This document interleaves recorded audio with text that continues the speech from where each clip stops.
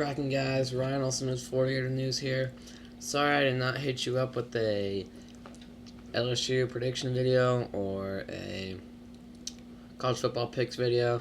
Got caught up in some stuff, and I didn't want to give you my picks. Ended up because they did not do very well, and then my predictions for the LSU game, I predicted a loss actually, and yeah. So my thoughts on the game. Obviously, LSU totally outplayed Florida offensively. I mean, they basically, their passing game was very bad, and they improved so much over a week of practice. Went to Florida and played very, very, very well. We could not stop the run. We couldn't stop the pass, and that could partially be done because the defense was on the field the whole time trying to stop LSU because their offense couldn't do shit. Now, 2 losses, that's still alright, Honestly, I don't like other Florida fans complaining. This year's already over. We suck. I'm looking for the next year. John Brantley sucks. Trey Burton's awesome. Blah, blah, blah, blah, blah. It's not like that. You have to be patient, and obviously, Florida has one of the worst fans. Our fans are really bad. They're impatient, and they don't really know what they're talking about most of the time, and it just is not. They're just not the best. Florida offensively did not really get anything going until the fourth quarter. Barely putting up 100 yards before the half's over. Play calling was a little iffy, but also the passing part of the offensive line Saturday was actually surprisingly bad. Usually Carl Johnson and Pouncey and all of them are very good against the pass rush. This time they weren't. John Brantley had to roll out a lot, and that's not what he does. He is a pocket passer. When you get a pocket passer out of the pocket, it causes for inaccuracy. And John Brantley had to roll out of the pocket a lot, and that caused inaccuracy, unproductive offense, which leads to less points. Thank God for DeBose rocking the crowd after that kickoff return and all that, but you can't leave it up to your special teams to get points for you. You have to leave it up to the offense. That's what the offense does. When the offenses score points, which was basically most of the game, you have to leave it up to your defense. When your defense is out in the field all the time, and it's a very fast and strong LSU offense, they can't stop them every time. This is a young defensive team, some young secondary, and you can't leave it up to the secondary to go up against these physical LSU receivers. Now, Dims did not play. They did not want to take any chance of injuring his ankle injury, and I saw number 67, it's a Florida offensive lineman, I can't remember his name.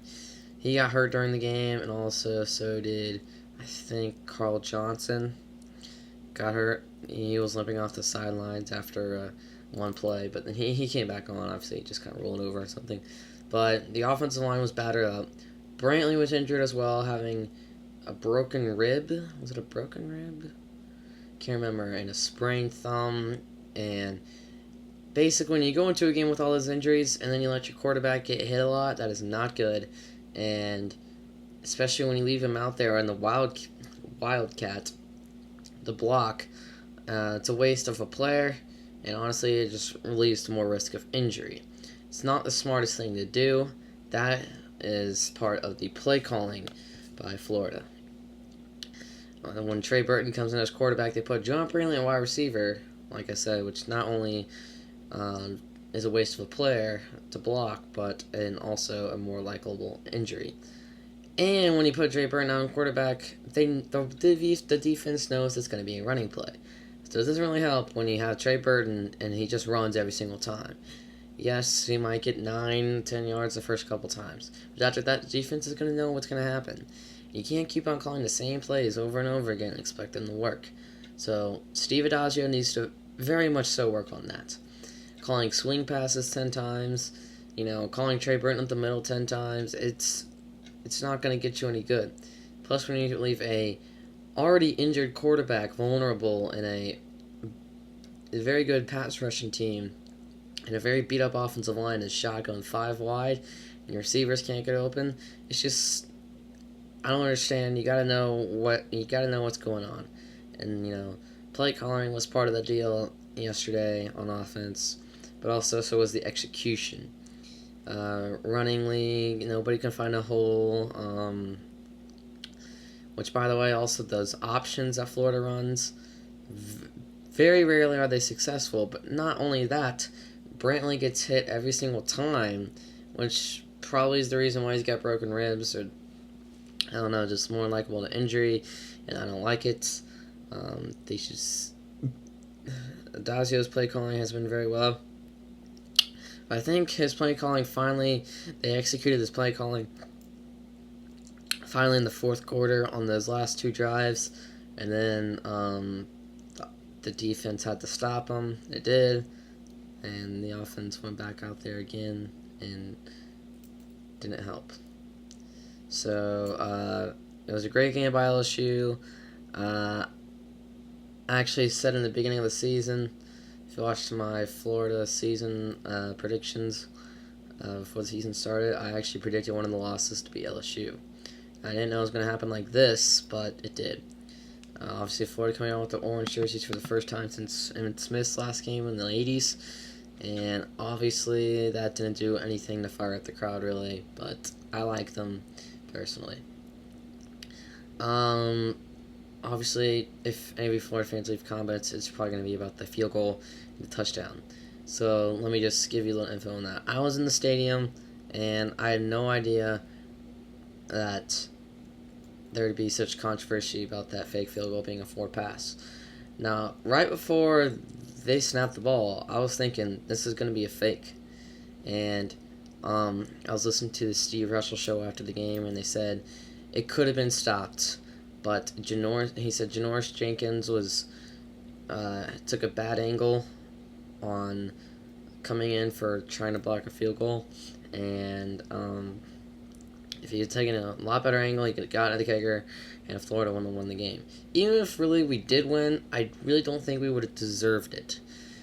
They totally killed us on offense. I mean, their yards, everything were way more up there than Florida's, and defensively, they did great, except for the fourth quarter. So even if that got called a forward pass, then honestly, I don't think we probably could have been lucky. Obviously, LSU got lucky last week. His time expired, and they got a retry. This week, they get the fake field goal, which really was a forward pass. I looked at the replay a couple times. I even listened to some FSU fans this week at my school today saying it was an actual forward pass. It was directly at the line, and the part that doesn't make any sense to me is any part this much of football can go over the goal line, can be on the white line, not even go all the way over it, can be barely on the white line, and be considered a touchdown. But if the majority of the ball goes more than halfway over the line of scrimmage, it is called a backwards pass. Doesn't make any sense to me. Leave your guys' opinion on that. The touchdown, I looked at it. Yes, he did actually have possession. The video monitor at Ben Hill Griffin Stadium, those new HD ones, I couldn't quite see the actual catch. It did not look like one. But when I got back home and watched the highlights, it was indeed a catch. He did have possession. No air between the hands and the ball, and he was transitioning from this hand to this hand. So it was a catch, and it was a touchdown. But you can't let your defense have to try to tackle one of the smallest cornerbacks covering the tallest guy out there. Urban's got to know that a defense coordinator does. Alright, guys, I am out. Tell me what you think, on what your opinion on the game is, and I'll come back at you with a little shake-up video talking about Florida's rivalries. I'm out. Peace.